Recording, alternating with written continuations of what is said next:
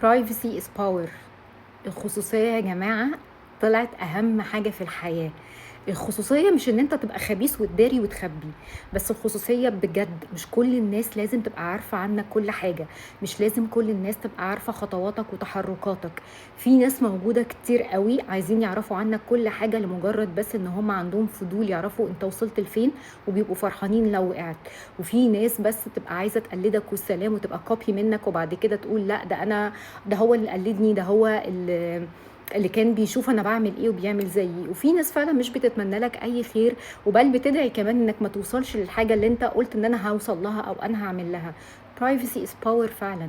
مش لازم الناس تعرف عنك كل حاجه، مش لازم كل خطواتك تبقى موجوده.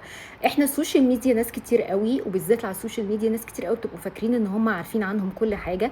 بس في الاول في الاخر انت بتشوف له فيديو او بتشوف له ستوري لا تتعدى ال 30 ثانيه او دقيقه. فصعب قوي انك تحكم على بني ادم او تعرف حياته عامله ازاي.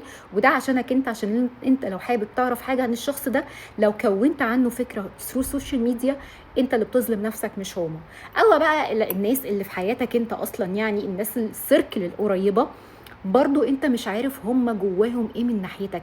فبلاش قوي تدي الامان وتقول انا بعمل او هعمل او عملت، لان ده مش خبث، ده مش ان انت بني ادم شكاك، ده مش اي حاجة. ده لان بجد بجد مش كل الناس بتتمنى لك الخير.